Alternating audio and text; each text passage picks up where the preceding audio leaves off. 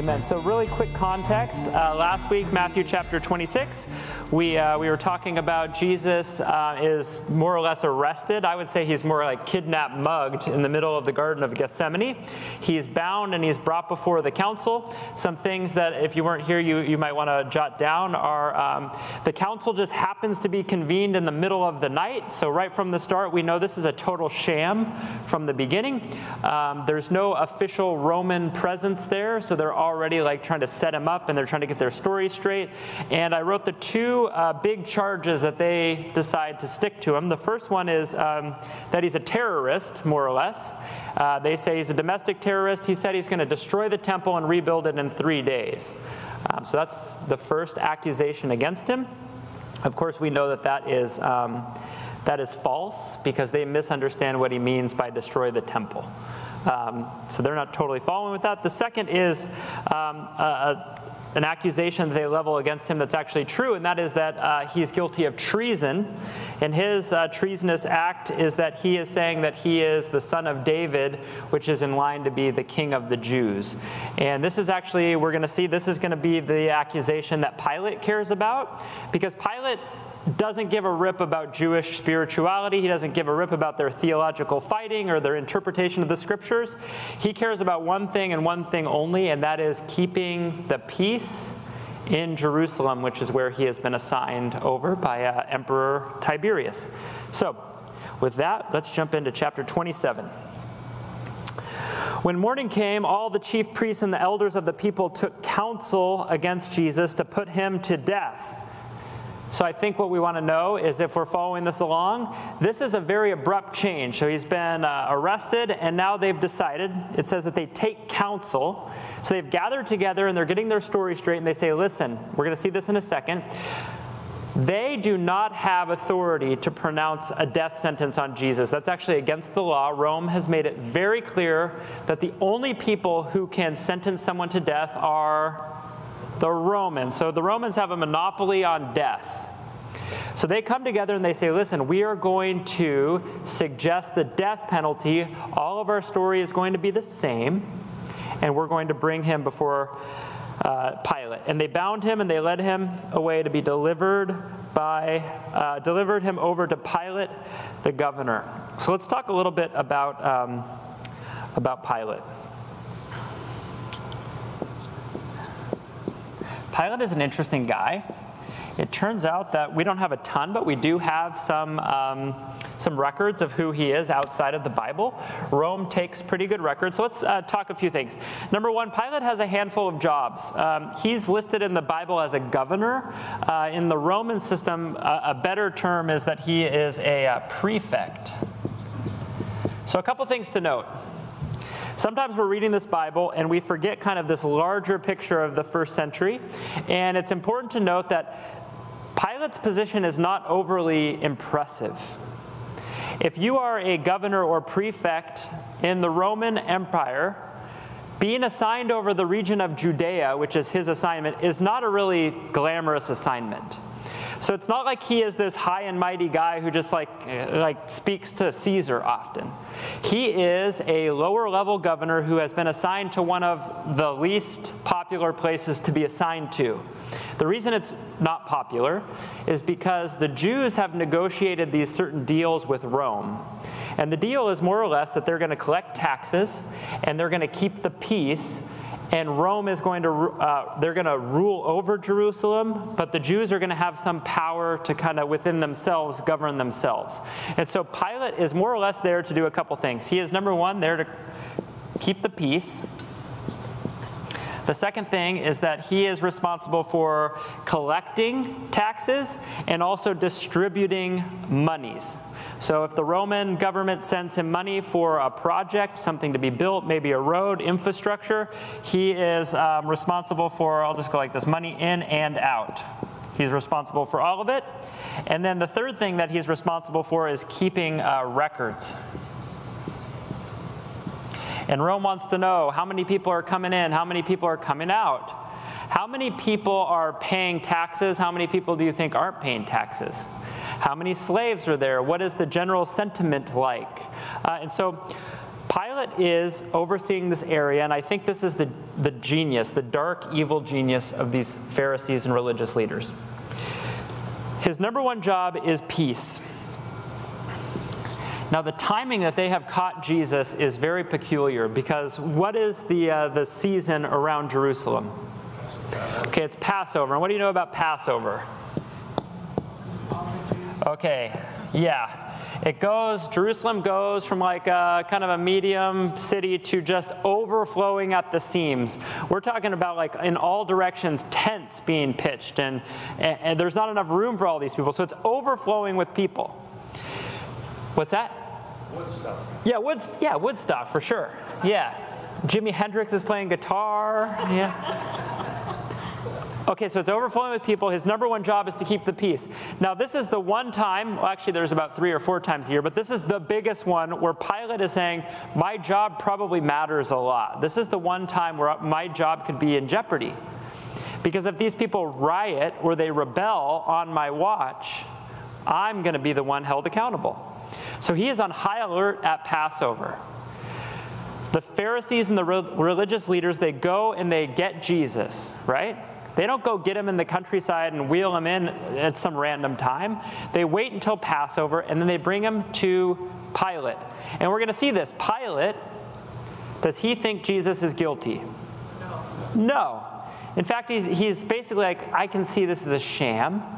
I have no interest in this. Quit wasting my time. But what do the religious leaders do? They kind of help the crowd get into this frenzy. And what does Pilate recognize? It even says it. It says, they're going to rebel if I don't do something. They're going to have a riot. And it's going to be on my hands. I'm going to be held accountable to it. So what does he say? Yeah, I don't want to be bothered. Crucify him. If that's what you want to do, then that's what you want to do. All because he wants to keep the peace. Okay, so that's who Pilate is. I put something in the footnotes here. We know from historical records that he was there for 10 years. There's also something interesting. 3 years after he was done in this position, he died. Not as an old man, and there was no explanation whatsoever for his death. Some people think that he was maybe in line for a promotion and maybe he was competing with other people. If you know anything about Roman history, when there's multiple people vying for one position, what do they like to do? They like to poison each other, put a poisonous snake in a bed, add a little something to a glass of wine. They kill each other. So we don't know that for sure, but we know that he dies in 39 AD. Let's keep going. So before we jump to this next chunk, I want you to notice this. Matthew is telling us this story. Jesus has been arrested in the Garden of Gethsemane. He's been brought before the council. They're going to recommend the death penalty. They're going to haul him off to Pilate. And now Matthew says, hold that story for a second. I want to tell you a different story, and then we'll get back to it. Which is always sort of like, why is the next story here? It's breaking up the flow of the narrative, so we should ask ourselves, why is this story here? Then when Judas, so he's going to tell us about Judas now. Then when Judas, his betrayer, saw that Jesus was condemned, he changed his mind, and he brought back the 30 pieces of silver to the chief priests and the elders, saying, I have sinned by betraying innocent blood. True? How many of you would say that there is a little piece of you, even if it's just a little tiny, that says, you know what, I feel for Judas in this moment? So he comes to a realization, I've done something absolutely terrible. And he wants to make it right. So he comes back, and listen to what he does. Who does he go to? He goes to a priest. And what is the priest's job supposed to be? Not what are they doing, but what are they supposed to be doing? What's that? Yeah, they're supposed to be the ones who are like, okay, you want to be restored before God. We will mediate a sacrifice or whatever that might be to get you there, right? So what does Judas do? He does what he knows to do as a good Jew, and he goes to the temple, and he says, look, I've made a mistake. I've betrayed somebody innocent, and I want to make it right, so here's the money back. And they said, what is that to us? See to it yourself. So you're seeing what's going on here. They have zero interest in doing the entire job that they're called to do. And throwing down the pieces of silver into the temple, he departed and he went and he hanged himself. Wow. Now, if you bear with us for the next 2-year study, verse by verse through Leviticus, just kidding, we're not doing Leviticus, I promise. You would know something, because Leviticus chapter 24 is, you actually know it, because Jesus quotes it, and he says, "You have heard it said, an eye for an eye, but I say to you." That whole chapter is Leviticus 24, and there's some stuff in there, and you can go read it on your own, but basically this is what it says. It says if you have killed somebody, if you are guilty of murder, one of the ways to have absolution is to kill the killer, right?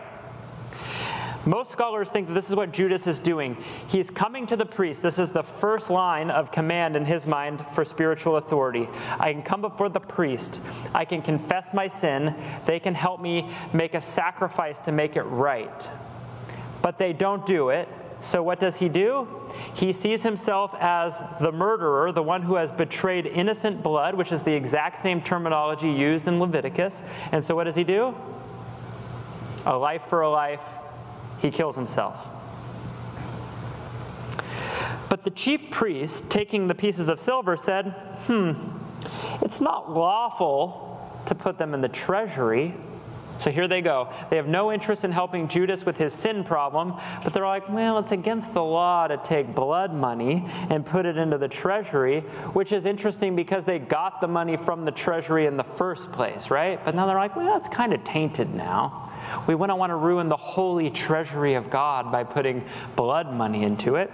So what can we do? So they took counsel. So they asked the legal experts, what can we do with blood money? They're not even hiding the fact that this is blood money. And they decided to buy with them the potter's field as a burial place for strangers. Therefore, that field has been called a field of blood to this day. Then was fulfilled what had been spoken by the prophet Jeremiah, saying, and they took the 30 pieces of silver, the price of him on whom the price had been set by some of the sons of Israel, and they gave them for the potter's field as the Lord directed me. Okay, I want to point something out here. You know, there's an element, and I feel like it's two extremes. Costco is a great place to go right now. A $1.50 hot dog combo is still the best deal in the world. So this is my opinion. I hear people talk about Judas, and sometimes we hear like, oh man, Judas, he totally didn't get it. And he tried to make it right, and he didn't know what to do, and he hanged himself. So there's like the sympathetic view of Judas. And then there's like the, oh, you're a Judas. You're a betrayer, right? And we talk about this in the extreme, but I want to think about the heart of what Judas has done and why. I think it's a good question about why. And I think what just happened and what he just did is a good indicator. Does Judas know who Jesus is? Does he know who Jesus really is? How do we know that he doesn't really understand who Jesus is? Okay, he betrays him. But even when he wants to make it right and seek forgiveness of sin, where does he go? He goes to the priest. So in his mind, what is he thinking? That there's something about the Jewish temple, that is the place where I can receive forgiveness for my sin. If he really knew who Jesus was, where would he have taken the silver? That would have been an awkward encounter, wouldn't it? You know, maybe Jesus is in handcuffs, and Judas is shouting out from the crowd. But knowing what you know about Jesus, had Judas showed up maybe at the trial, say Jesus is bound, and said, Jesus, it's me, Judas, what do you think Jesus' reaction would have been? Yeah. But he doesn't understand who Jesus is. He still thinks that the presence of God and the forgiveness for sins is in the temple. Now what's interesting and the big ironic twist is in just a few verses, Jesus is going to be put on the cross, and when he breathes his last breath, what is the first thing that happens? The curtain rips, and where is forgiveness found? In the temple? Nope. Judas doesn't get it. That's Judas's problem. And so instead, he betrays Jesus, and when he feels the guilt, which I think is a godly guilt, a remorse, a repentant heart, he doesn't know where to go. And so he goes to the wrong place. Let's talk about this super ironic twist. Let's talk about this blood money for a second. So they got the blood money. They asked the lawyers, we're pretty sure we can't put it in the treasury because that would dirty up the holy treasury of the Lord, of course, right? So what can we do with the blood money?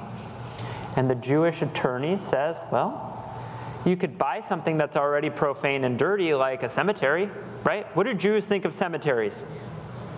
Right? Not good. You're rendered unclean. You have to go through all the ritualistic washing. So they buy a cemetery, and they don't buy just any cemetery. What is it for? Okay, it's a burial plot for strangers. So we got a lot of ground to cover, but I want to cover this really quick. So let's say you go into Jerusalem for the Passover, and maybe you're a very, very old man, and you just want to go to Passover, but your health is failing. But as a good, faithful Jew, you go anyways, right? And let's say you die for some reason while you're in Jerusalem. Jews do not operate like we operate. It's not like your body is somehow preserved and then you are shipped back to your hometown to go into the cemetery plot where all your family is. Time is of the essence, because a decomposing body is just about the worst possible thing for a Jew. So what do Jews do? The first thing they want to do is they want to wrap the body, and then they want to anoint it with oil for preservation or to control the decomposition. And they want to get you out of public space because that would basically dirty up all Jews. Does that make sense? So this happens all the time. So what did they just do? They basically bought infrastructure for Jews in Jerusalem. That's what they did with the money. So now not only have they got Jesus, what they wanted with the money, now they've boosted their own credibility even further by buying a place where people with nowhere to go can put their dead. You see that? Is that messed up or what? And they do it with a straight face. And Matthew tells us that as the generations go by, or as the years go by, people aren't buying it because what do they call it? The field of blood. Exactly. Okay, all this is because they're trying to follow the law. I'm going to press on here. Okay, so now we're going to go back to the story. Now we're going to reset the plot and the setting into the presence of Pilate. So now Jesus, he stood before the governor, and the governor asked him, "Are you the king of the Jews?" Jesus said, "You have said so." But when he was accused by the chief priests and the elders, he gave no answer. Then Pilate said to him, "Do you not hear how many things they're testifying against you?" But he gave him no answer, not even a single charge, so that the governor was greatly amazed. Now I think this is important about Pilate, because Pilate has a history before this, and we know it from some records. I'm going to run out of ink here in my pen. Pilate has acted in a way that has been extremely violent toward the Jews. He has something going for him as a Roman governor in the Judean area, and it's this, that the majority of the people under his power are not Roman citizens. And if you are not a Roman citizen, what can Pilate do anytime he wants? He can condemn you to death, right? Do you remember this whole business where Paul is arrested? And they beat him and they throw him in prison, and then what does he decide to tell him? Hey, by the way, I'm actually a Roman citizen. And then what do? They freak out, right? Because they're like, oh no, we just treated a Roman citizen like. Pilate doesn't have to deal with that a lot. So Pilate has already, outside of the Bible, acted extremely violently and harsh and unfair to the Jews. So the Jews don't like Pilate. They hate this guy's guts. This is the context for them coming before him. They are bringing Jesus to a guy that they hate, that they despise. And so if you're reading this in the first century and you know who these people are, you realize there is something really fishy going on, because these people are trying to get chummy with one of the worst possible Jew-hating guys in the entire first century. On top of that, Jesus is accused and is standing in Pilate's presence. So this is a very intimidating presence. You guys ever see the movie Gladiator? You know this whole business like at the games where the people are shouting and then the emperor stands up and he looks out and he does this thing? And it's basically like, live, die. Pilate has that power. Jesus is standing right here. And Pilate realizes a Jewish guy that he's not really familiar with, is not a citizen. This is his chance to beg for his life. It's a time for Jesus to recognize Pilate's extreme power and beg and give him an explanation for the charges. And what does Jesus do? Says nothing. Totally discounts his power. In his presence, he just stands. And it says the governor was greatly amazed. He cannot believe that someone would stand in his presence and not even answer. Let's see. I think the other thing just to note here is his question, are you the king of the Jews? This is a political question. Pilate doesn't give a rip about Jesus claiming he's the son of David or somehow the Messiah. He doesn't care about that. He's Roman. What he cares about is keeping and what he's asking him is, hey, should I interpret what they're saying about you that you are a competitor to Herod, who is literally by title the king of the Jews? He's been assigned this puppet king position by Caesar to basically let them do whatever they want, just make sure I get my tax money. That's pretty much it. Should we be interpreting you as a challenger? Because if you say yes, and you are challenging somebody that Caesar has put in place, you are guilty of treason. Now I want you to notice this for a second. We're about to meet Barabbas. You guys remember Barabbas? Barabbas, we don't know this in Matthew, but Mark tells us about Barabbas. He says more or less that he is a rabble-rouser. He's a rebel. And in the midst of some rebellious activity, what did he do? He murdered someone. Did Rome crucify him? No. Does Rome care about some zealot who comes in and kills other Jews? Not really. So where is Barabbas when we meet him? He's locked in a prison cell. Rome doesn't see any reason to crucify him.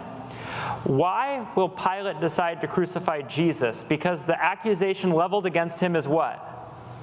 Treason. Treason is a way higher crime in Roman eyes than killing somebody that Rome doesn't care about. Very interesting dynamics. Now at the feast, this is verse 15. The governor was accustomed to release for the crowd any one prisoner whom they wanted. Is this not the weirdest custom? All right, which prisoner do you want this time? Isn't that so odd? So why does he do this? I think there's a little debate, but not a ton. The reason is because he's a despised Roman general, and even though he has the protection of Rome, he's also in a city where everybody dislikes him. And even when he's not in Jerusalem, he is over a region that's largely Jewish, and Jews don't like the guy, right? And he acts violently, he treats them unfairly. Every now and then you got to throw them a bone, right? So if you think that I locked up somebody unjustly, if you think there's somebody who's been locked in prison all year that you think shouldn't be there, I'll extend a little goodwill and I'll let you get them out. So what does he do? So they gathered. And they had then a notorious prisoner called Barabbas. I'm going to come back to Barabbas because his whole name and everything's really interesting. The cap on this pen is just going to go all over the place. So when they had gathered, Pilate said to them, "Whom do you want me to release to you, Barabbas or Jesus who is called the Christ?" For he knew that it was out of envy that they had delivered him up. Beside, while he was sitting on the judgment seat, his wife sent a word to him, and she said to him, "Have nothing to do with that righteous man, for I have suffered much because of him today in a dream." Let's just pause right here. So what is Pilate doing? This is my interpretation. This is just how I see what's going on. I think Pilate doesn't want to deal with this situation. I think Pilate is uncomfortable with the crowd that's gathering and the energy that's part of the crowd because his job is to do what? Keep the peace. That's his job. And he's starting to feel like the peace is not being kept and it's starting to increase. It's starting to boil over. And so what does he do? I think he stacks the deck to, in his mind, ensure that Jesus gets off. So what does he do? He picks the worst, nastiest prisoner he can think of and says, you can have one of the two. Who do you want? And he picks this guy, Barabbas. Barabbas is likely a zealot, which is interesting because Jesus has a disciple who is also a zealot. And what are the zealots? What do they do? Yeah. They are extremely Orthodox Jews who have taken kind of a violent extremist twist, and they have decided that the Pharisees, all the people in charge of the temple, the Romans, they're all at fault. And so what we need to do is we need to overthrow them all violently. And so there's stories that are documented that a lot of what they were doing is they would go out into the desert in camps, and then at night they would basically turn into hitmen. They would show up and they would just like try to sneak up and like maybe lop off a Roman soldier's head or kidnap maybe a high-ranking Jewish official's child. They were doing a lot of like crazy stuff. And so this is probably who this guy is. He's a guy that I think Pilate is anticipating even the crowd won't want Barabbas.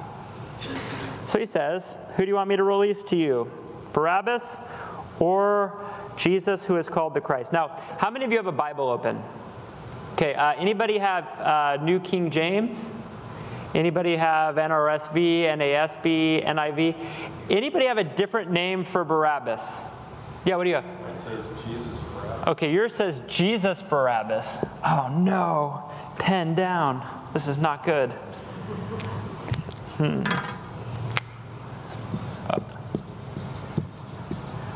Jesus Barabbas. Okay, so there is a little debate. How many of you have Jesus Barabbas or a footnote that says your version maybe at one time had his name as Jesus Barabbas? Okay, what's that? New King James have that. Yeah. Okay, so a lot of them have that. A lot of ancient manuscripts have it just like this in Greek. Now here's the interesting thing. This name Jesus is it's like Bob in the first century. This is just the Hebrew name more or less for Joshua, Yeshua. Does that make sense? So they share the first name. Kind of interesting, right? They got the same name. Now this is very fascinating because listen to what Pilate says. He says there is a notorious prisoner called Barabbas. Now Barabbas, some of you could probably get this. What does Barabbas mean? What does bar mean? Son. What does Abbas mean? So it means son of the Father. See that?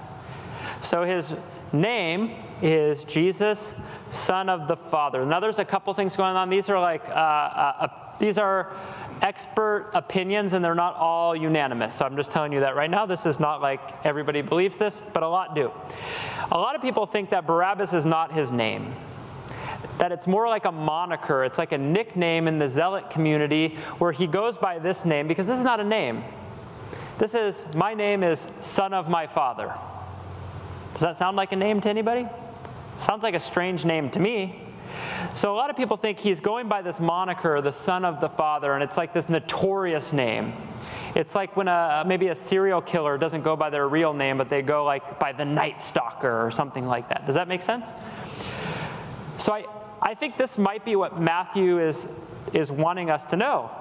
That the way that God has intervened and woven history together is that Pilate, this Gentile, stands before them and says, do you want Jesus, who is the Son of God, or do you want Jesus, who is the son of his father?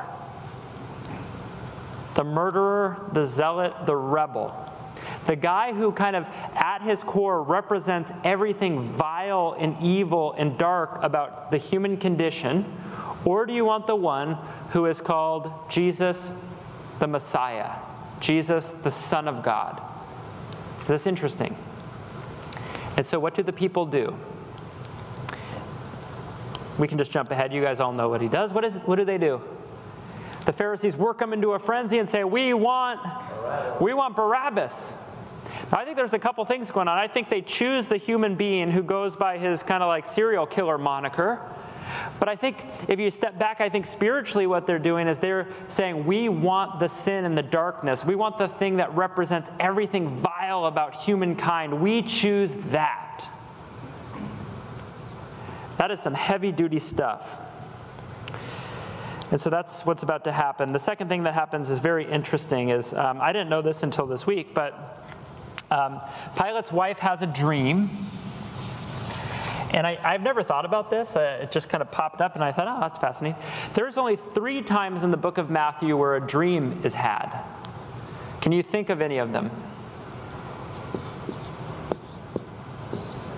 What's that? Yep. Yeah. Joseph's dream is the first one, and the dream is more or less, don't be afraid. It's a warning dream. So the first one is Joseph's warning, and what is his warning? Don't abandon Mary, right? You're going to be okay. The baby is not from infidelity. It's born of the Holy Spirit, and he's going to be the Messiah. He's going to be the one who rescues his people. So this one is about Mary and Jesus. And it's all these dreams are warning dreams. Do you remember the second one? That was the Magi. Joseph has 2 dreams, yeah, but it only appears, there's only 3 people who have a dream, I'm sorry. Yeah, you're right, Peggy. Joseph has 2 dreams. The other one is not to go to Egypt, yeah. Or to go to Egypt. The second one is the Magi who have come, they've followed the stars, they've met Jesus. Herod says, hey, when you find him, come back to me and tell me where he is. Remember that? And they're like, okay. And then they're done worshiping Jesus, and they're ready to go back. And what happens? They have a dream, and what is the dream? It's a warning. Don't go back the way you came. It's kind of like a direction. Steer clear of Herod, right?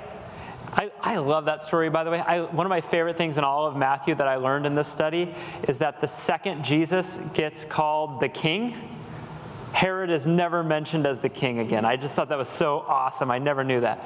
And then the third dream is this. It's for Pilate. And what is his warning? Don't do it, right? I'm just going to put a big X. Don't give in. Why? Because his wife, it says, has suffered much because of him today in a dream. Now the chief priests and the elders persuaded the crowd to ask for Barabbas and destroy Jesus. So what do? They have all of these Jewish people who are gathered for the Passover. Do they carry a ton of authority and influence? Of course they do. These are the higher ups. These are like beyond how you would even think of a pastor. These are like the upper echelon of your entire life. They govern every part of your life in Judaism. It's not just religious, it's social. It's how you go in the marketplace, how you pay your taxes, how weddings, everything. These are the guys in charge. And so they just go into the crowd. What do they call that, by the way? Isn't that like some tactic or something where you whip up a frenzy in a crowd? I can't remember what it's called. Inciting? Yeah, it's like some type of incitement, or I don't know what the deal is. Agitating. Yeah. So they basically infiltrate the crowd, and they work the crowd up saying, listen, no matter what you thought, even if you were part of that crowd that just a week ago was screaming, Hosanna in the highest, we want Jesus dead. And it's Passover, and we're very important, and so this is what we're going to do. You know, you get strong-armed into it. It takes a ton of effort, a ton of willpower to say, I'm going to step outside of an entire crowd, including all the people in authority that I've looked up to my whole life. I'm going to go in a different direction. So what do?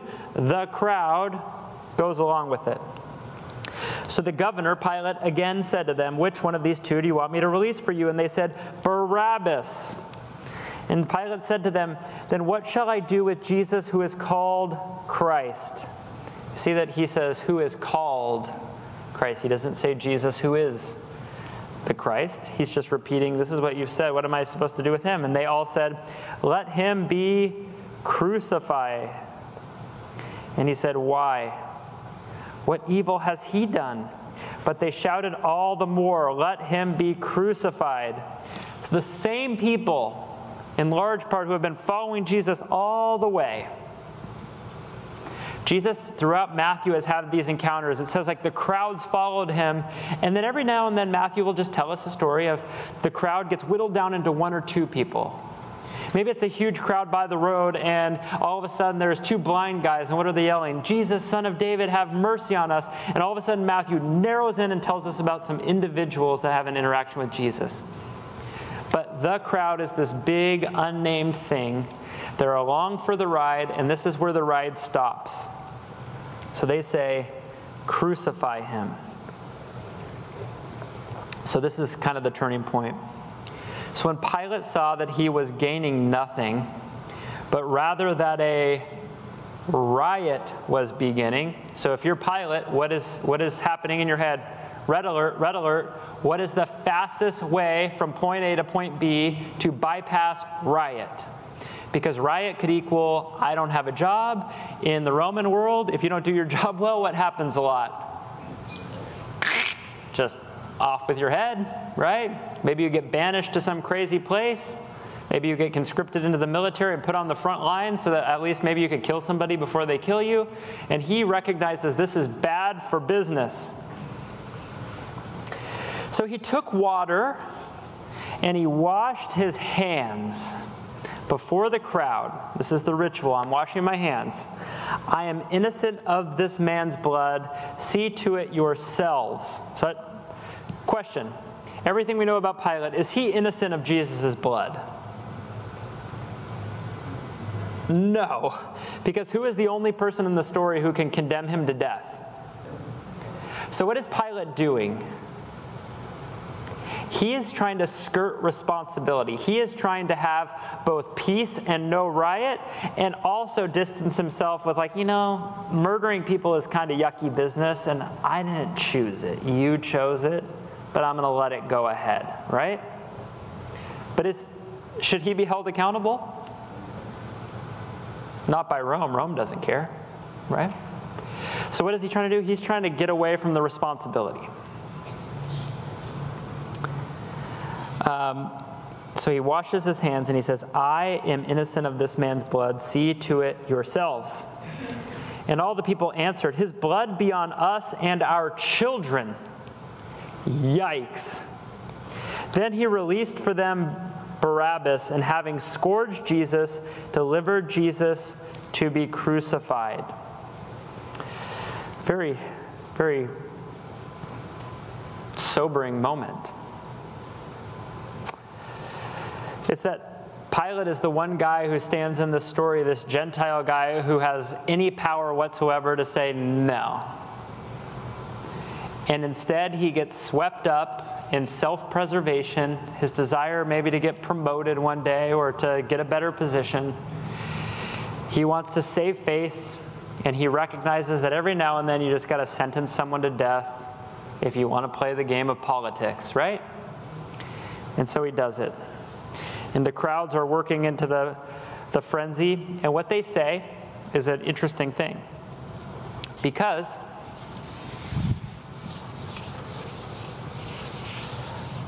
I actually have a chart on the next page, so we can get there in a second. But I think this story is all about, listen, the first group of people want Jesus dead. They want him gone. And who are they? They are the religious leaders, right? But they are hiding behind, we're just recommending him for crucifixion because we can't actually make that happen, right? You got Judas, who recognizes that, wow, innocent blood is on my hands, and so I want to repent of it and wash my hands clean of it as quickly as possible, so here's the money back, as though that would give him redemption. The Pharisees are saying, it's not our problem. We just recommended him. He's a bad apple. He's guilty of treason. Then there's Pilate, who's like, I know that he's innocent, but I got to have self-preservation. And so where does the buck fall in the story? Who claims guilt for the innocent blood? The crowd does. Is it interesting that the crowd has no name and no title? I think what Matthew is kind of begging readers to think of is, where do we fit in the story? And I would say if we're honest with ourselves, there's bits and pieces of us, we're going to talk about it in a second, that fit with all of it. In some way, shape, or form, at some point in our life, there's a temptation to act in some way like all four. Judas, the Pharisees, the scribes and the elders, Pilate, and the crowd. So we'll get there in a second. Even for Judas, the idea of crucifixion is a little squeamish. Now, I read this week. There's part of me that thought, wow, this is very interesting, and part of me that just like wanted to puke all over my desk. But I want to tell it to you straight. This idea of scourging, as it's called. I think different versions of the gospel, different gospels say it a little different. This is more or less the beating somebody close to death but not quite there, right? We know that there's a weapon that's used for scourging. What is it called? Cat of nine tails. On the end of it are pieces of shrapnel and metal and pottery and glass. It's just basically made to rip you apart. And this is what Jesus gets beat with. I didn't know this, and this is really terrible, but one of the reasons I dug for the answer to why do they do this? He's going to go get crucified. It's not like he can escape at this point. If you're Rome and you're sentencing someone to go be crucified, they're tied up. They're going to carry across the hill. They're surrounded by soldiers. What are they going to do? Why don't they just take him up there, nail him to the cross, and get it over with? Have you ever thought that before? Here's the deal. Is that Rome realized that the people who are going to do the crucifying, this is dirty, terrible, murderous work. And so the idea is that you beat them to the point where the people who are going to crucify them don't recognize them as a full human being. That way, they realize people don't feel as guilty when they kill somebody who's already on their way to death. They could justify it in their mind, and instead of going home and having like the terrible nightmares that I murdered somebody, you could justify it as he was going to die anyways, and in a lot of ways what I did just sped up the process. So maybe I was actually being a little bit kind in a way. Is that wild? They knew the psychological piece of murdering somebody, and so what do? They put one group of people that says, you're going to beat him like crazy, but don't kill him, because we don't want you to go to bed tonight thinking you murdered somebody. You're just going to pass him off to the next group of people that's going to think, oh my gosh, he's on his way to this slow, miserable death. I'll speed up the process, and now I don't have to feel guilty that I killed him. I just kind of did him a favor. Isn't that so messed up? And so that's what they do to him. So they beat him and they send him to be crucified. Now, before we go on, I wrote out this little chart. This is not supposed to be really well thought out. It was more like just throwing out some of my thoughts. But I was thinking about these. Yeah, Cecil. Why didn't they scourge the other two that were crucified next to them? I think they probably did. I just think Matthew's not following their story. We just meet them while they're already there. They did lots of stuff to people before crucifying, not just this. They had some terrible, terrible things that they did to people. Yeah, John. Didn't the other people they put on the cross get held up by a rope? I can't remember which gospel says that, but yeah, I've heard that, yeah. I think the idea of crucifixion, we usually think of it as nails, but it's not always that. It's the position of the body that makes you asphyxiate. Because slowly as your core muscles kind of give out, you can no longer have enough strength in that position to even get a breath. So I could be wrong, but I've always heard that when that starts to happen, your lungs slowly fill with fluid and you just can no longer breathe, which is why, and we'll talk about this is also a little controversial, but it's why when the guy goes, remember, and sticks a spear in him, a lot of people say the reason they're doing it is they're trying to speed up the process. They're trying to like basically puncture his lungs to get the ball rolling. But for the sake of time, we got to push forward because we got a lot of ground to cover. I want to encourage you to look at this because I think this is how I would describe it. I think Judas recognizes that there's a piece of Jesus's murder that he's responsible for. How many of you say he is responsible for some of this? And he attempts to make it right by doing the quickest, cheapest thing he can do. Give the money back, go to the place, can you do something for me to make it right? Anybody ever felt like you've made some huge decision and it's a bad, sinful decision, there's a lot of collateral damage, and then in your mind you think, what would be the quickest, fastest way to make it all right? And it's usually not ever the right way, right? Usually the way when there's a lot of collateral damage of sin is the slow process of reconciliation with people and conversations and prayer. But Judas doesn't want that. He wants to make it right now. So I think that's his misstep. I think the chief priests and the elders, they want to maintain their spiritual kind of status quo. And I think this is where maybe our application would be. It would be that when somebody steps in and tries to question or push back on what we think of as like spiritually right or wholesome or mature, and somebody's like, I don't think so. And your first reaction is, what would you know? I've been following Jesus way longer than you. Or you go to some wacko church, I would never listen to you. It's this idea of anybody who would question you could in no way be right. And I think that's the chief priests and the elders are that to the nth degree, where they just say, you know what, we don't ever want to be challenged at anything, and we'll eliminate people who challenge us. I think the crowd has this element of, you know what, yeah, we're following Jesus, we're watching him, we're learning, we're all sucked into it. But the second kind of the mass around us makes a decision and we're looking around, there's this great temptation to say, like, I'm sticking with the crowd. It's the fickle. Martin Luther said this is the reed blown in the wind. Actually, John the Baptist said it first, right? The reed just blown back and forth in the wind. The tide changes and you just change your mind with whatever it is. I think Pilate and his wife are the temptation to trade peace or temporary peace or fake peace for justice. That sometimes justice is really hard work and it's way messier than just saying, you know what, I don't want to deal with this. I want to go back to my nap, or I want to go back to my food, or I want to go back to whatever I was doing. I'm going to send this call to voicemail because I don't want to deal with it. I'll let someone else deal with it, and I'll just pass the buck and pass the blame. Not my problem. I didn't make the choice. You get to sleep in the bed you made. And I think that's the temptation. So I put a question there, but I want to push forward for the sake of time. Then the soldiers of the governor took Jesus into the governor's headquarters, and they gathered the whole battalion before him. It's like this is a Roman show of force, because we have a guy who it says has already been scourged. He is not a threat at this point. He is all alone.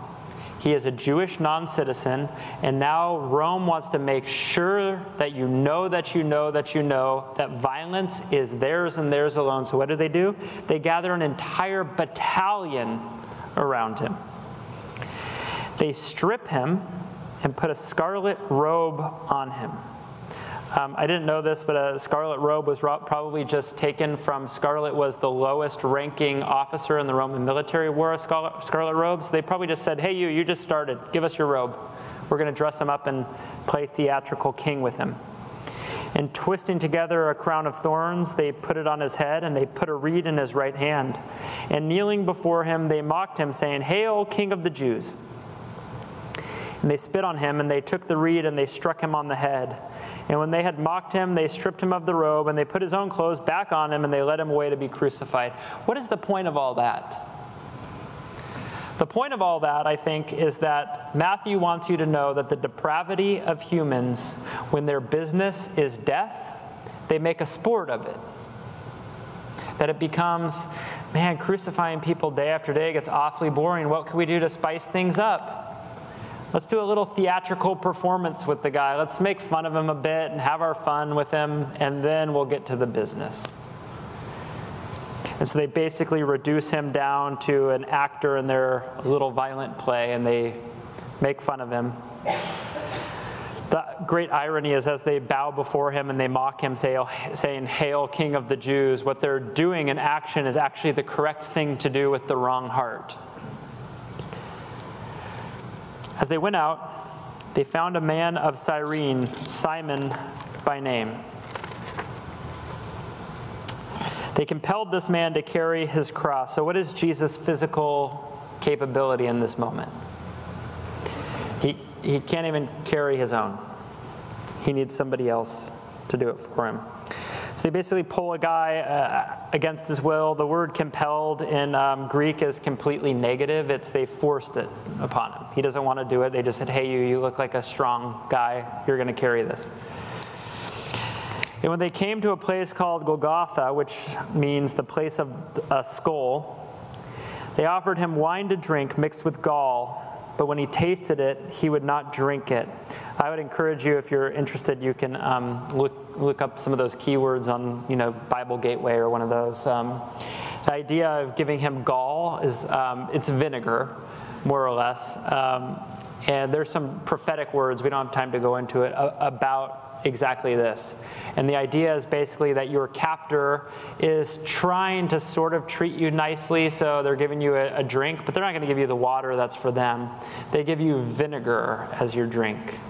And so in your time of, Jesus says, anyone who offers somebody a cold glass of water, right? I think the idea is they're offering him a warm glass of vinegar. He tasted it, but he would not drink it. And when they had crucified him, they divided his garments among them by casting lots. Now, Matthew, probably noticed, decides that there is no details necessary. You may remember that Matthew is primarily written to Jews. Jews in and around Jerusalem are well aware of what's happening here. I don't think Matthew wants to even waste page space to describe something that everybody in the first century knew exactly what this was all about. So they crucified him. When they were done, they divided his garments among them by casting lots. So what are they doing? They're trying to extract some monetary value out of probably the only thing that Jesus owns, which are the clothes on his back. Now, not to inject humor, but Jesus has been walking around the countryside as a rabbi for a long time. These are not expensive, nice clothes. These are common person clothes. How much value is in a common person's clothes? Nothing. What is Matthew, I think, trying to say is he's saying this is, at its core, the sinfulness and the darkness of human nature personified. And they will go to the lengths of not only mocking him, not only scourging him, not only crucifying him, but they will actually try to extract value out of something that's basically valueless. So hey, let's make it even more entertaining. You guys want to gamble over his clothes?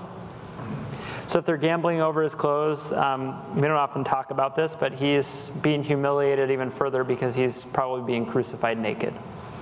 Andy? Yeah. A lot of this is mentioned in Psalm 22. So some of these people later on will think about that when they go back, because so many of these things are actually explicitly said in Psalm 22 as a prophetic of this whole event. Yeah. And the dividing of the clothes and this, and casting lots, is actually said in, I think, verse 16. Yeah. Yeah, I think there's a couple of things. These guys aren't Jewish, but I think one of the ways that Paul brings the gospel to the Gentiles is to show them that even the Gentiles were kind of prophesied into their action. I think one thing that bears noting is, we're going to find out here in a second, but the chief priests and the elders, I think in this moment, they think their work is done. They're not there, right? Rome's got it. We don't need to see it. We don't want that in our mind. That's yucky, right? Let's take the silver and go buy a field. Let's go back to the business of being a high priest. They're letting the Romans do their Roman thing.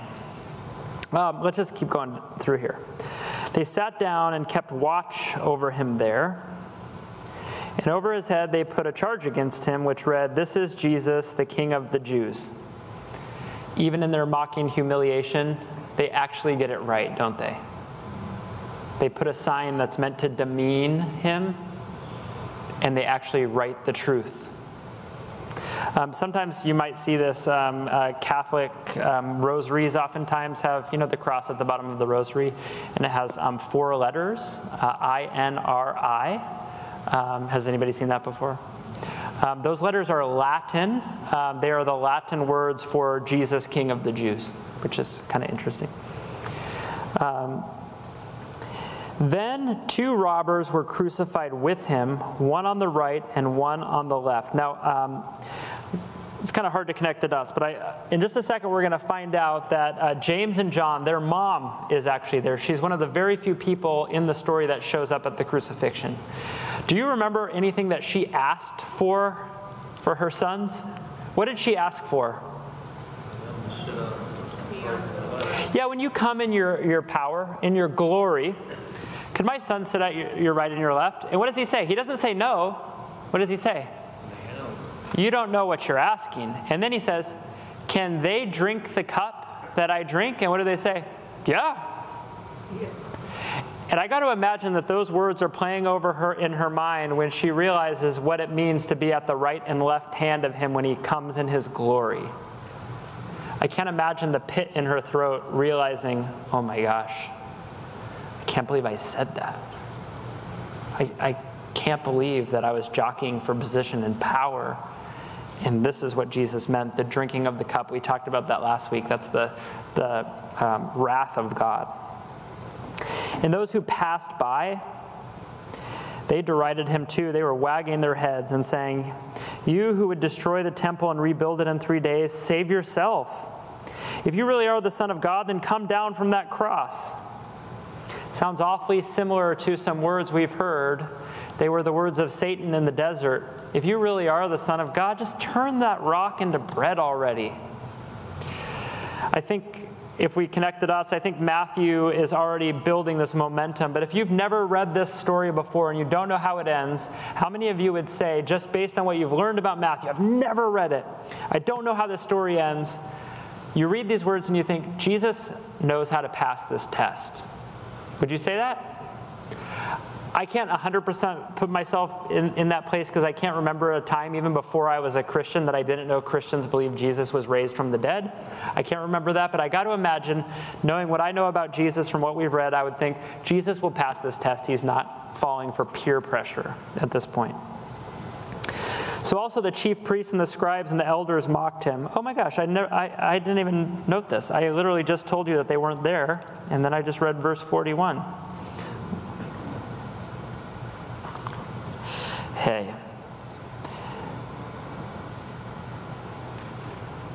Let me put a star next to it so it makes it in my notes. There you have it. You can read and study Matthew 27 for 16 or 18 hours and say something totally dumb that's right in front of your face. So, grace. He saved others. He cannot save himself, they said. He is the King of Israel. Let him come down now from the cross, and we will believe in him. He trusts God. Let God deliver him now, if he desires him. For he said, I am the Son of God. And the robbers who were crucified with him also reviled him in the same way. I literally thought all those words were said by the people who were wagging their heads walking by. That's crazy. I'm like kind of having like a, what does it mean? I was reading this week in a devotion. It was one of those apps that just pops a Bible verse up. And it was after I had read through Matthew 27 like 3 or 4 times. I was in the process where I just jotted down some of my initial thoughts. I hadn't really prepared yet. And it was this scripture. It's I think it's footnote 8. This was Paul's words in Romans chapter 5. For while we were still helpless, at the right time, Christ died for the ungodly. I was thinking about Stephen in Acts, where he says, God, take my spirit, but don't hold them accountable for what they're doing. They don't know what they're doing. And I always think about that because that is the heart of Jesus coming out of Stephen's mouth. At that very moment, Jesus is dying for the sins of the people who are murdering him. And Paul says, at that moment, Christ died for the ungodly. For one will hardly die for a righteous person, though perhaps for the good person someone would even dare to die. But God demonstrates his own love towards us, in that while we were still sinners, Christ died for us. Much more then, having now been justified by his blood, we shall be saved from the wrath of God through him. For while we were enemies, we were reconciled to God through the death of his Son. Much more, having been reconciled, we shall be saved by his life. And not only this, but we also celebrate in God through our Lord Jesus Christ, through whom we have now received reconciliation. I love how the Bible does that. I know that Romans verse, while we were still sinners, Christ died for us. It means something totally different to me now. So this is what happens. The robbers on right and left. Now from the 6th hour, so whenever you see the 6th hour or the blank hour, just think how many hours after the sunrise. So I just generically, I think the common way of doing it is just saying the sunrise is at 6 a.m., so the 6th hour is noon. And I think the picture is this: at the moment where the sun should be the very highest in the sky, there was darkness over all the land until the 9th hour.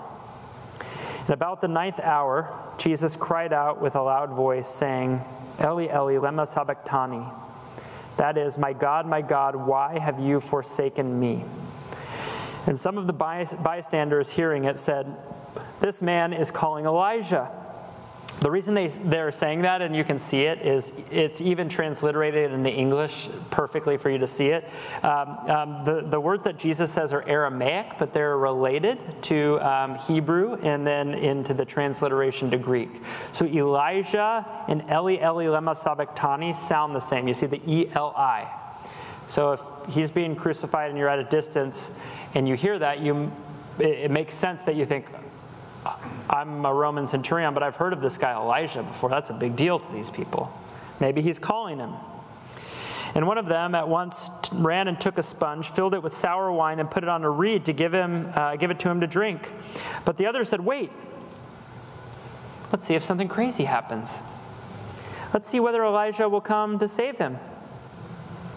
And then Jesus cried out again with a loud voice, and he yielded up his spirit. They clearly don't know the scriptures, and they clearly don't know who Jesus is, because if they did, they would know that Elijah has already come back. And Elijah's job was not to come save Jesus. Elijah's job was to do what? To pave the way and prepare for him. And what was his message? Repent. Repent and believe. That guy right there, that's the Son of God who takes away the sins of the world, right? So he's not the one who's coming to save Jesus. Jesus is the one who saves him. I think the thing that's hard to wrap your mind around, and I think it happens, you get these images. Maybe you've seen The Passion of the Christ, and you get this image, and I think everything in us thinks, somebody do something. Somebody save him. It's unjust. There's the godly image in us starts to get riled up, that we recognize that's not just. Somebody do something. And I think the reason that Matthew wants you to know that people thought Elijah might come save him and then he doesn't is that Jesus doesn't need saving. He doesn't need saving. We already heard about the garden. We already heard about the emotional and psychological wrestle that he went through. And what was the end result of all of that suffering was this. Okay, not my will, but your will. If this is the cup I have to drink, in that moment he says, I'm going to do it. And when it's just a philosophy or it's just something he says, we think like, wow, that's so powerful that he's going to drink the cup on our behalf. The wrath of God is going to be poured out on him. But then when we actually see what that means, how many of you get a little uncomfortable? Anybody ever seen The Passion? Just raise your hand. Have you seen The Passion? How many of you have gotten to that point and your honest reaction was, I don't want to look? The first time I ever saw it, I literally was doing I think I'm supposed to look, but I don't want to look. Am I supposed to look? I don't want to look. I've already accepted Jesus. Do I really need to look? Like, that's what I was doing in my mind. Why? Because we don't want to know what drinking the cup looks like. I think there's an element of it where Matthew doesn't even want to write what drinking the cup looks like. He doesn't give us detail about it, does he? He doesn't talk about the nails. He doesn't talk about the blood. In fact, one of the interesting things, anybody have a version that is like, wait a second, did you just skip a whole verse? Did anybody have that? It's the second part of verse 49. The second part of verse 49 would have said this. And someone else, taking a spear, pierced his side, and out came water and blood. Anybody have that in there? It's a footnote. Okay. Yeah. So if you have that, or you're like, wait a second, I don't see that in the scriptures, but I've always been taught it that way. The reason it's not there is, I don't think it's significant. But the reason it's not there is because there are some of the oldest Greek manuscripts do not have that in there. And then some that are from like the 400s or 500s, or maybe even a little later, seem to all of a sudden have it. And so most Bible scholars say that what they want to preserve is the oldest known manuscript as being the most, most accurate. I don't know that it really matters that much. But if you're somebody who likes that sort of thing, you can go look it up. I think there's something really significant about piercing his side and water and blood coming out. We don't have time to go into all the water and blood, but if you just wanted a really cool like word study and connecting dots and illustrations, go do that one. That one's a really cool one. Okay, so Jesus, it says, he with a loud voice, he yields up his spirit. I'm going to keep going, and we can circle back to that. I want to be careful. I'm not opposed to going down the theological rabbit holes. How many of you like going down the theological rabbit holes? Some of you do, some of you don't. How many of you are like, I like it, but I'm hesitant because I've also been in circles where we go down it and I realize there's no fruit at the end of that tunnel. You've been down that one, right? So I want to tell you that I'm going to move a little quickly. There are all sorts of landmines and rabbit trails, and I'll just tell you what they are if you want to go look it up or if you want to take this offline and talk about it. Here's a huge rabbit trail. If Jesus yielded up his spirit, what is going on with the Trinity?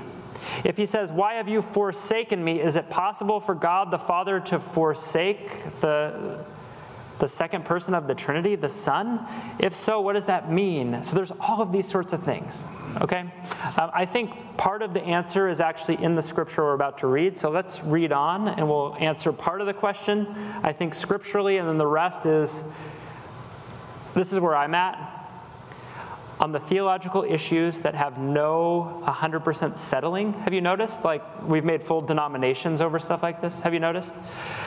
I think that the Eastern Orthodox Church, as wacky and weird as that seems to, on first blush, is right, because they have a doctrine, it's called the mystery of God, and basically they read through the scriptures and they come to a theological landmine and they say, do the scriptures answer this? Yes. Okay, well, we're going to follow that. Do the scriptures answer this? No.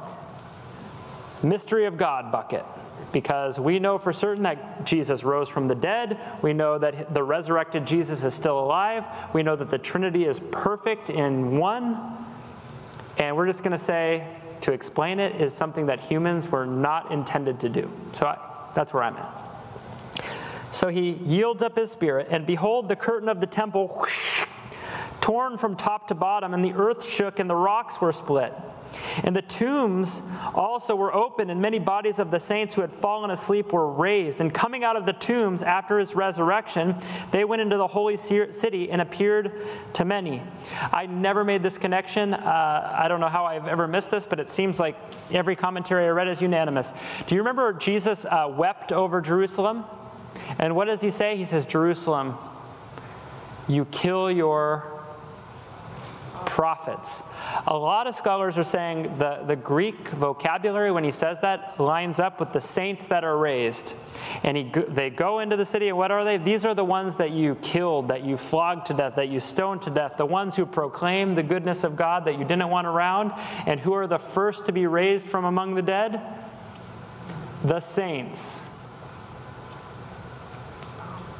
Is that wild or what? I never knew that. So I think this is what's going on. This is very interesting. The darkness, let's talk about what happens, and then we got to kind of move forward a little bit. The darkness, I didn't know this, but it's not just Roman, but some of the other cultures have this kind of propaganda. And they would say this like in their history. They would say, when Julius Caesar died, the entire creation went black in mourning. The creation mourned his death. Babylonian kings had this said about them, that the whole creation kind of mourned that somebody so high and mighty passed. And so what is being shown of Jesus? He was crucified on a Roman cross. But the vindication that you just killed the king is that the place goes dark. And this is not a propaganda legend. This is happening before your eyes. And it's happening not like, well, it was already 5:30 p.m. when you claim it went dark for Julius Caesar. The Bible wants you to know it's happening at noon, and it happened for 3 consecutive hours, not like a couple minutes. A lot of clouds went over the sun, but I think the whole creation was mourning Caesar. It's that for 3 hours it goes dark. The earth shook, rocks were split. It's almost like the creation is repulsed by what just happened. Tombs were open, and bodies of the saints who had fallen asleep were raised. And the big one that we already skipped over is what? The curtain rips. I put a quotation from somebody I've quoted a fair amount of times throughout the last year. He said this: "The barrier between God and humanity has been broken down, and God may no longer be roped off in a Jewish temple. Christianity has commenced to become a universal religion." What he's saying is the second that temple ripped is the second that the presence of God is available to all people at all times and all places. It's no longer in the temple. We're going to find out about 35 years after this, 70 AD, the temple gets ransacked and destroyed completely. One of the things that Jews write is they're blown away that when the temple goes down and the Holy of Holies is demolished, that God doesn't just start striking everybody who touches it dead. And Christians are saying, I've been trying to tell you for 30 years the presence of God doesn't live in there. Very interesting. When the centurion and those who were with him, keeping watch over Jesus, saw the earthquake and what took place, they were filled with awe, and they said, "Truly, this was the Son of God." I made a list. I don't know if it made it in your outline, but I'll try to move quickly.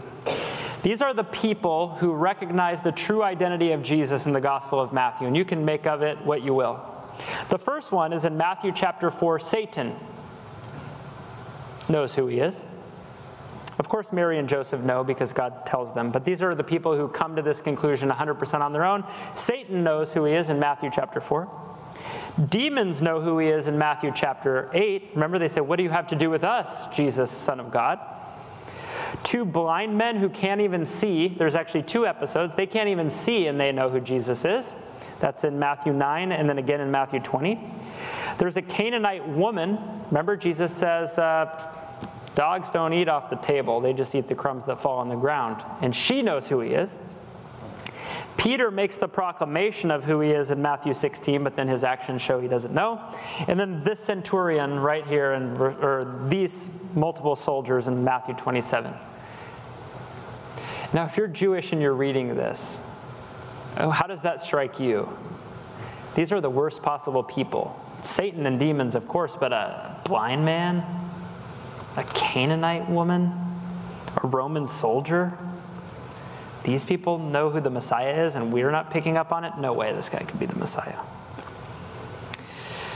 There were also many women there looking on from a distance who had followed Jesus from Galilee, ministering to him, among whom were Mary Magdalene and Mary, the mother of James and Joseph, and the mother of the sons of Zebedee. She's the one who asked, "Hey, can my son sit at your right and your left hand?" Are you guys okay if we push forward for 6 or 7 more minutes? If you need to go, no offense taken, please.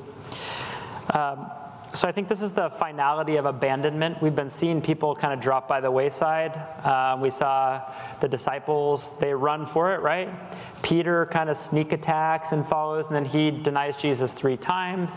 And slowly we've been seeing a falling off. The crowd that's been all the energy around Jesus and the momentum of Jesus, they abandon him by yelling, "Crucify him." And what we're left with is just some of the women. Maybe they were hopeful that something miraculous would happen and maybe Jesus would call down angels from heaven or something. And they watch from a distance as all of these things happen. When it was evening, there came a rich man from Arimathea named Joseph, who also was a disciple of Jesus. This is the first time in Matthew that Matthew gives us a glimpse into maybe somebody of higher status in the Roman world that's following Jesus. There's this kind of like weird thing that I think it's like a hip thing to think of Jesus as like a hippie that only like poor, ragged people. I think Jesus is available to all people. I think wealth, the Bible is very clear, wealth has a tendency to create a barrier between us and Jesus. But Matthew tells us right here in the scripture that there's a guy that's been following Jesus a long time. He's very wealthy, and as soon as Jesus is dead, what does he do? He comes before Pilate and he asks for the body of Jesus. So he is taking this burden off of Pilate's hands, right? Because if you're Jewish, time is of the essence. He is now bodily dead. Oh, I was going to answer that theological question. So what does it mean for Jesus to give up his spirit? This is what I think. I think the scripture shows right here that the spirit and the body are clearly two different things, right? And we know that because it says that out of the tombs, the resurrection from the dead happened for the saints, right? And so their bodies, dead in a grave, become animated again. They become sentient people. They're raised from the dead in full glory, right? So I think that just answers the question right there. What does that mean? Okay, so this guy Joseph of Arimathea asked for the body. This is actually a huge favor to Pilate because Pilate doesn't want to deal with the Jewish burial ceremonies and rituals, right? He's probably content throwing the body in a dump pile and covering it with dirt, a mass grave. Joseph says, hey, that's not good for Jews. Jews don't do that. I'll take the body off your hands. He says, great, that sounds good to me. So Pilate ordered it to be given to him, and Joseph took the body and he wrapped it in a clean linen shroud, which is the custom. He laid it in his own new tomb, which he had cut in the rock, and he rolled a great stone at the entrance of the tomb, and he went away. Mary Magdalene and the other Mary were there sitting opposite the tomb. Now, these details are very important. I think I've taught this before. In the ancient world, if you wanted to give an account of something, you were under oath, a testimony that something that was going to be considered true. You would come before a council, and who could testify? Men. Could women testify? 50 women. I saw Chet kill Greg. I saw it with my own eyes. Doesn't matter. Sorry. Were there any men there to see it? Nope. He goes free, right? Follow with me here.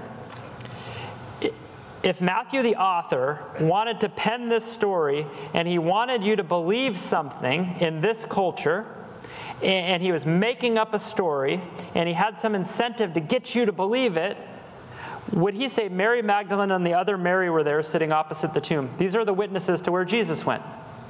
What would he say? Greg and Chet were there. Yeah. See? Above reproach. You could call them in. Their testimony, which I'm vying for, is real. So if he was making something up, and this is especially important at the resurrection, because who's the first person who sees the resurrected Jesus? Mary. So when people say, oh, that was a totally made-up story, well, they did a terrible job making it up then. Because if you know anything about the culture, if they were making it up, definitely Mary would be the last person, right? And who is Mary Magdalene, by the way? So not only is she a woman, she's a sketchy woman with a checkered past, right? This is not how this culture works. If this was a made-up story, they would go to great length to put a male's name and who they are because it would give credence to, hey, this is real. Matthew's just writing it as it happened, and the faith element is up to you. He's not trying to convince you. He's just trying to tell you this is exactly what happened, this is what Jesus said, this is what he did, and I'm just laying it out for you. The next day, that is the day after preparation, the chief priests and the Pharisees gathered before Pilate, and they said, Sir, we remember how the impostor said while he was still alive, after 3 days I will rise. So what are they saying? Pilate, we went back to go back about our business realizing Jesus was dead, and it just dawned on us, we probably want to control the story a little bit more than this because he once taught that he was going to be raised from the dead. You ever notice that people with a lot of power with something to hide want to control the story and how it gets out? So what did they say? There might be some sketchy people. In fact, they called Jesus the impostor. When he was still alive, he said this outlandish thing, and his followers are going to believe it, and you might get another right on your hands, so can we just go secure the tomb until the third day, because the third day is when he said, lest the disciples go steal him away and tell him he's risen from the dead, and the last fraud will be worse than the first. So what do? They inject this story, hey, his disciples are sketchy, untrustworthy figures. They might go try to steal the body and lie to everyone and whip up this religious fervor. You don't want that to happen. Let us be your PR people. We'll go take care of that issue for you. And Pilate said to them, I don't give a rip about a dead Jewish guy from Galilee. Go do whatever you want. And Pilate said to them, you have a guard of soldiers. Go make it as secure as you can. He says, you got soldiers. Go do it yourself. So they went and made the tomb secure by sealing the stone and setting a guard. So what's Matthew doing? He's just telling you, that's what happened. They sent their own people to secure it. Why? Because he's going to tell you in chapter 28 that the seal and the soldier doesn't work. And it's not because it was some like rent-a-cop at the mall in the middle of the night with a flashlight. They chose them. They chose the best person they could. They had incentive to secure it. So that's what's going on. The last thing that I wrote here tonight is just this theme. It's something that I noticed, that there's a lot of people in this story that want Jesus dead. But even those who want him dead, they don't want, in Jewish terms, they don't want the blood guilt on their hands. So I just want to lay this out for you, and then we'll pray. Jesus is praying in a garden. Guard sees him because of Judas's betrayal. So he's now handed over. He's handed over to the Jewish guard. He's taken before Caiaphas, the high priest, and the Sanhedrin, and they lie and provide false accusations against him. But they don't want his blood on their hands. So he's bound again by the Jewish leaders, and he's led before Pilate. This story is moving how we want it to, but we don't want to take responsibility for what we want. We don't want to take responsibility for killing him. We just want to insinuate that's what we want. We want to stack the deck to make sure it happens, but we don't want to go to bed at night feeling like we did it. So Pilate sees no fault, but he bows to the crowd and the pressure. So he says, well, I don't want to see this nasty thing happen. He washes his hands clean of it, and he sends Jesus to be flogged or to be scourged or whipped within an inch of his life. Those people are like, we don't want to be responsible for his death. Stop whipping him. He's close, but we don't want it on our hands. So he's led to be crucified. The people who crucify him are at a point where they're saying, he's going to die anyways. There's nothing we can do. We're just following orders. We're just doing him a favor by speeding it up. It's not our fault. He came to us this way. We're just doing what we have to do. After the crucifixion, nobody even wants his body. A guy that we've never heard of once throughout the entire Gospel of Matthew just shows up and is like, no one's going to take it. I'll take it. And he places his body in a tomb. The only people there are not people who are going to protect it. They're women in a Jewish world, in a Roman world. And then a guard is posted outside to protect the body of the Messiah. It's just a constant passing off of the guilt over and over and over. And I am so happy to report that there is one more chapter, because how terrible and depressing would this story be if it ended right there? I think a lot of people in this world are living as though their story ends at their chapter 27 as well. I think the hope of the world that Jesus says, we get to go into the world with the hope. And what is the hope? It's that you have chapter 28. That I have chapter 28. That there is something beyond the grave. And that will be for next week. So let's pray, and then we will dismiss. Jesus, even as we read and discuss what you went through, I pray that our takeaway would not just be like repulsion or disgust or anger towards the injustice, but it would be gratitude. That in recognizing what you went through, that we would come to a place of even more gratitude for who you are and what you've done. God, thank you. Thank you for drinking the cup. Thank you that one day we too, whether we like to think of it or not, we too will be placed in a grave, and that will not be our end either because of what you've done. It's what we deserve, but you have not given us what you deserve. So thank you that while we were still sinners, you did that for us. Even as we were those in the crowd yelling, "Crucify him," we want to go along with the crowd. You died for us. Even as we betrayed you and pretended we don't know you, you died for us. So we turn our attention to you. We ask that you would remind us of our sin, not that we would dwell in it, but so that we would bring it before you. Would you remember that even in a beautiful sanctuary like this, that this is not the place that we have to go to make things right with you. We could do it in our car in traffic. We could do it over the phone with a friend. We can pray and ask for forgiveness anywhere, and that is the gift that you have given us. So we love you. We ask that you would go before us. You would open our eyes to see the world as you do. Amen. Amen. Hopefully I'll see you next week. Hopefully you'll come, and hopefully I'll be here. If